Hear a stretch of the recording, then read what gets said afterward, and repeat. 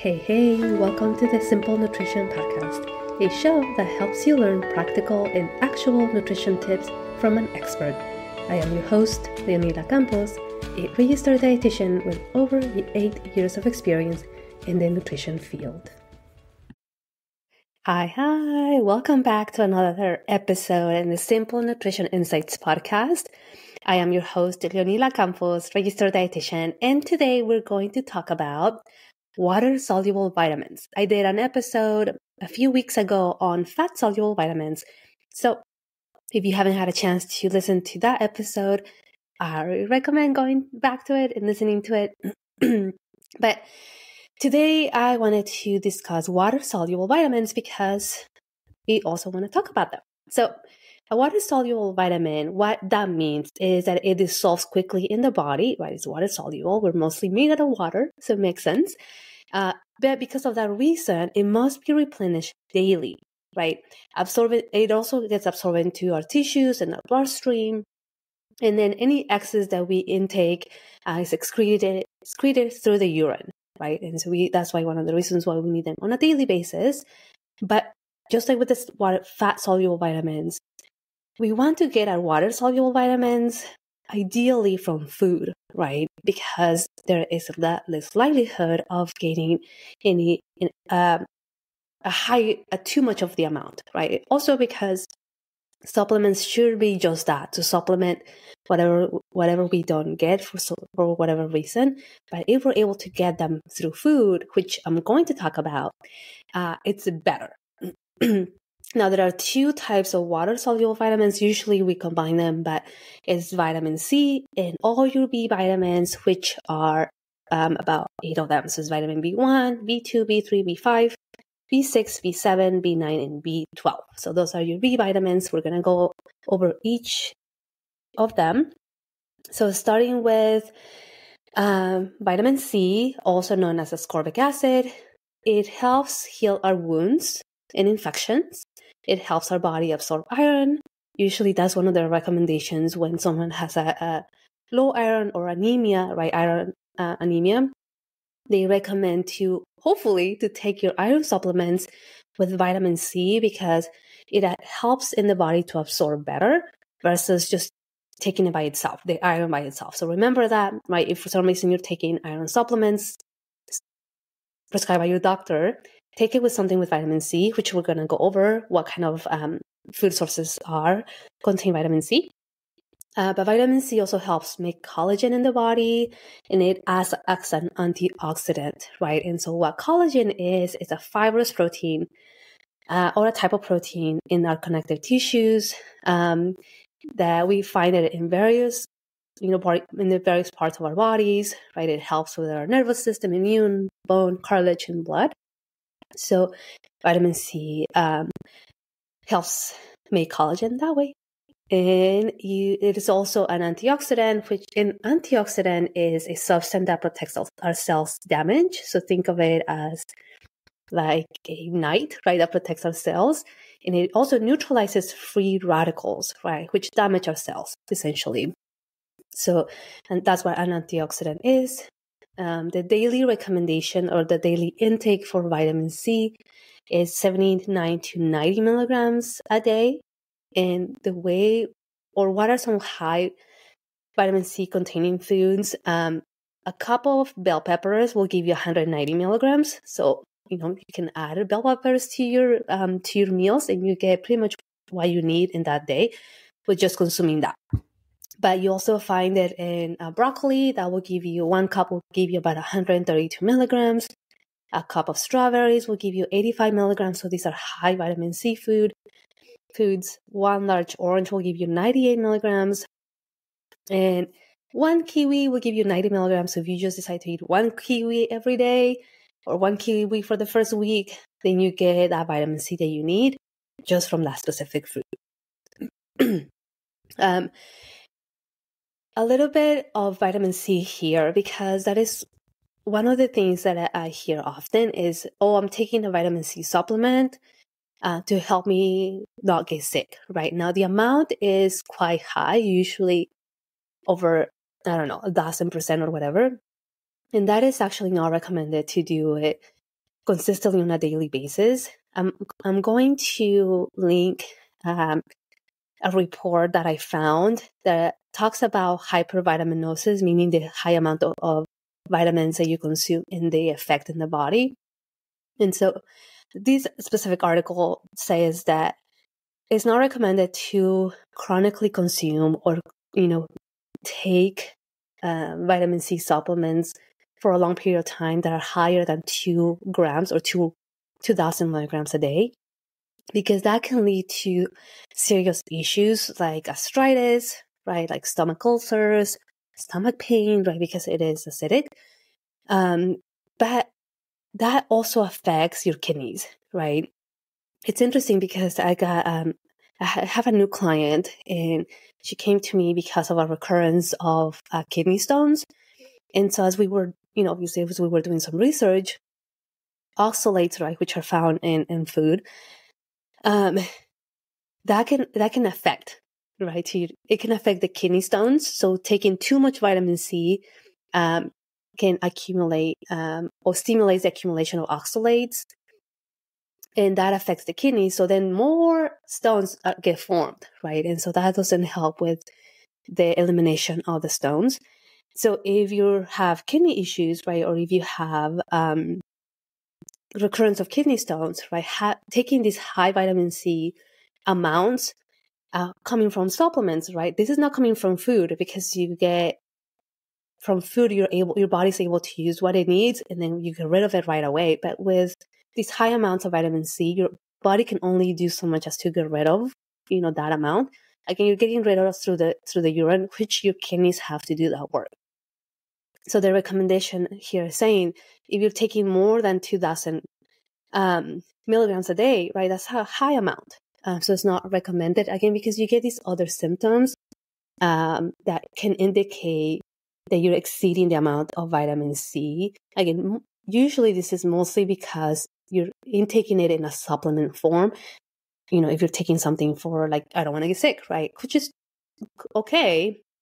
But if you're able to get it through food, even better, because you're getting more than just the vitamin C, right? You're getting fiber, you're getting these other nutrients too. So if you're wanting to increase your intake of vitamin C when you're sick, have oranges, have guava, have broccoli, bell peppers, because they're going to give you this higher amount, but you're also going to get these other nutrients too, versus a supplement that is giving you a huge amount, right? And you do that forever, and then you're having these other health issues.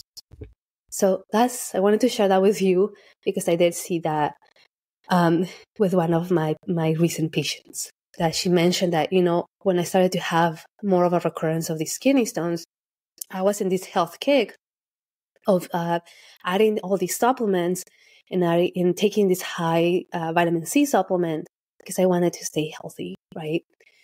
And that's totally fine if we want to, optimize our health, but let's do that with food first.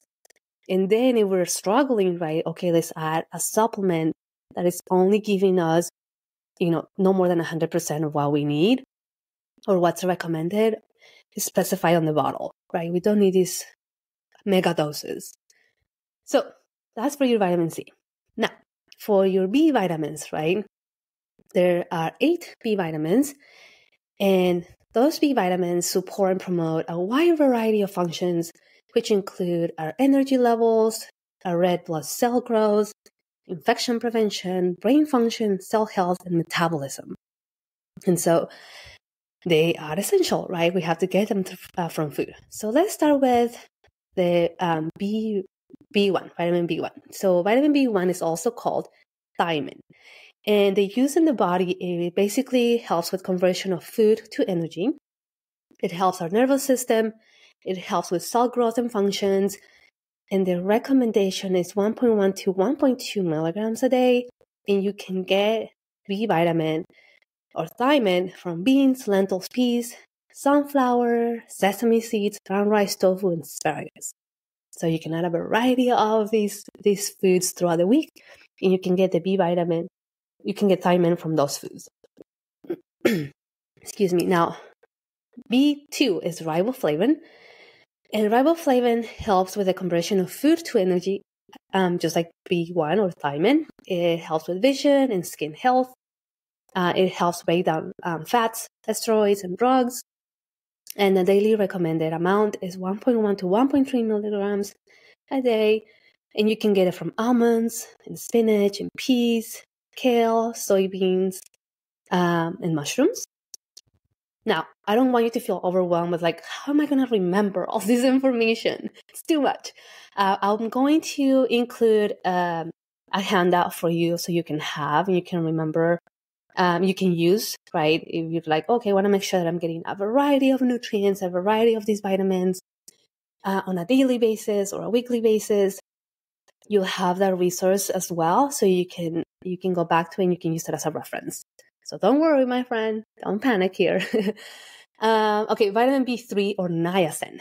Niacin also helps with the conversion of food to energy. It helps with the production and repair of DNA. It helps with your skin health, your nervous and digestive system, and the overall health of it. The recommendation, the daily recommendation is 14 to 16 milligrams a day. You can get them through lentils, whole grains, mushrooms, asparagus, leafy greens, and peanut butter. So, a variety of nutrients. So, if you hate asparagus, that's okay. You can have mushrooms. If you hate mushrooms, okay, leafy greens or peanut butter or lentils, that's another way to get niacin too. B5 is pantothenic acid. It also helps with the conversion of food to energy. It helps with hormone and cholesterol production, in making and breaking down of fats. And the daily recommendation is 5 milligrams. And you can get pantothenic acid or vitamin B5 from shiitake mushrooms, avocados, potatoes, lentils, peanuts, sunflower seeds, and sun-dried tomatoes. Vitamin B6 or pyridoxine. Pyridoxine helps in protein and amino acid metabolism, super important during pregnancy.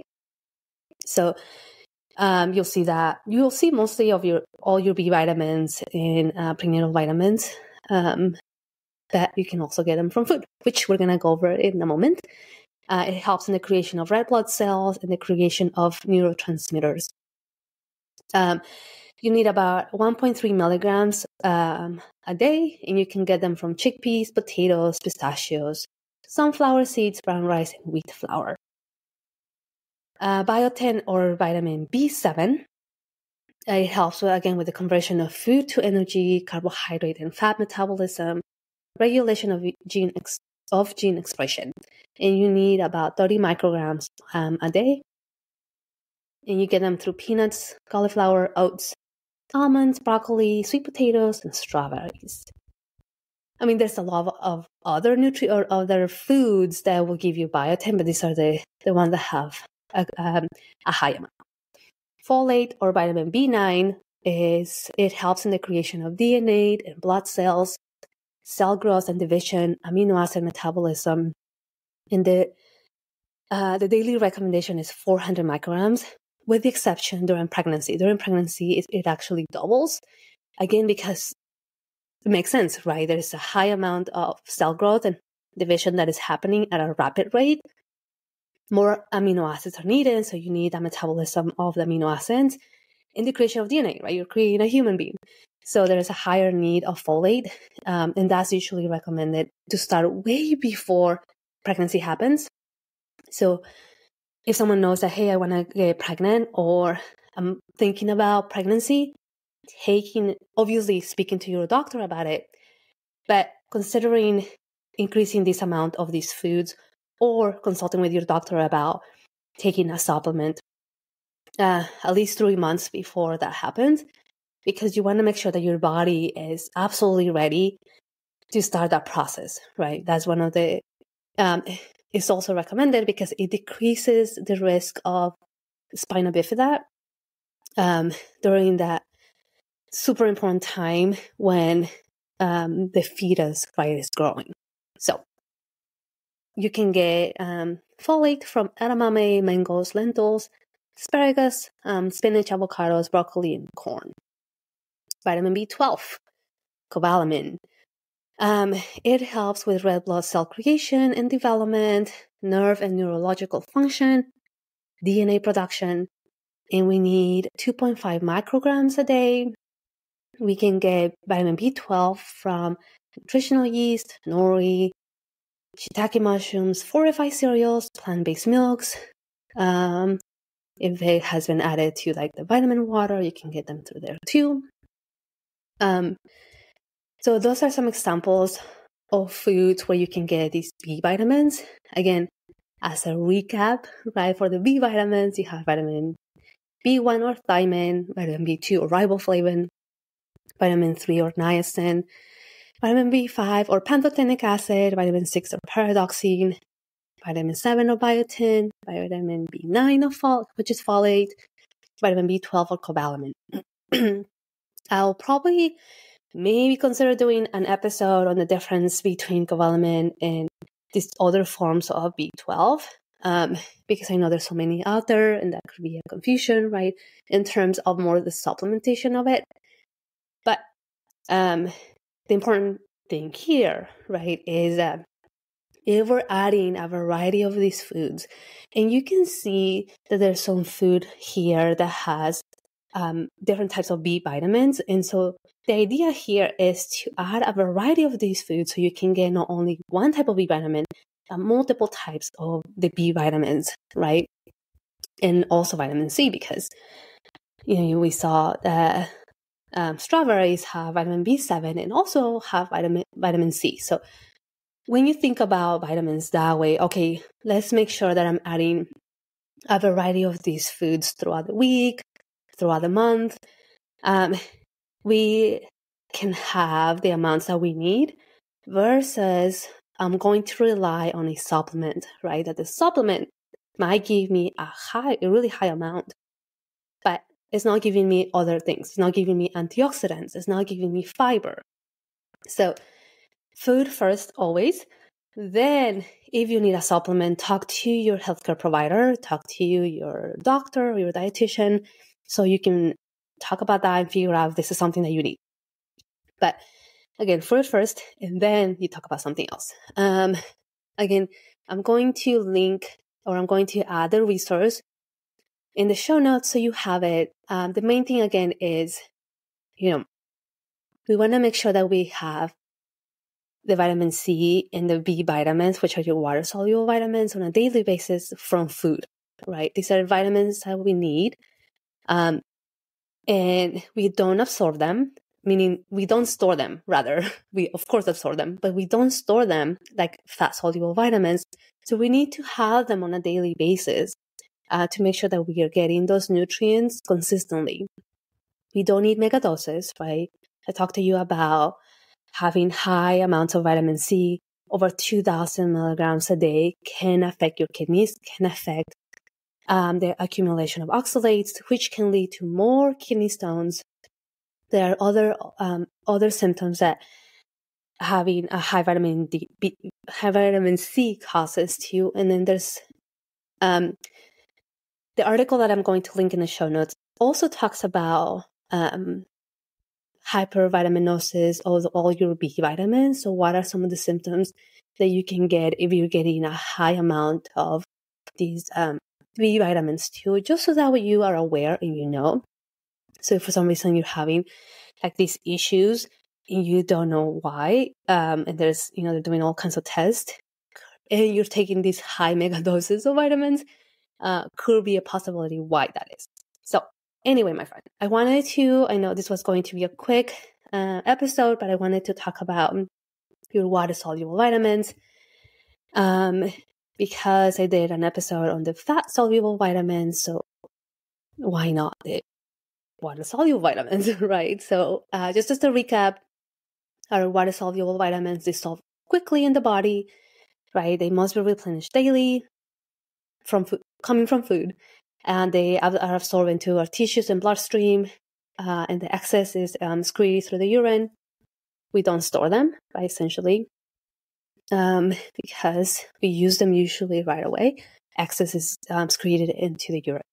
So you'll have that resource of the different types of vitamins in the whole food dietary sources, so where you can get them. Again, the main thing here is not to be super hyper focused on like, oh my gosh, I need to get my vitamin B1 every single day, right? Again, if you're having these balanced meals, if you're having this variety of food, different foods on a weekly basis, right? Not always only eating broccoli or not always only eating, mushrooms, then you're going to get these nutrients that your body needs as long as you have that variety, right? If you don't, maybe start there. Okay, maybe every week I'll try to add a different type of vegetable to get those different type of nutrients. So if you have any questions, you know where to find me. You have the information in the show notes. If you want to look at my face, go to my YouTube video. You'll see that the video, the episode in my YouTube channel. And that is it for now, my friend. I hope this is helpful. Take care, stay strong, stay safe, and I will see you in another episode. All right, bye-bye for now. This podcast, the links and resources provided are for the purpose to educate only and are not a replacement for medical advice or nutrition therapy. I suggest you seek out the help of a trained professional to help you with your specific situation and needs.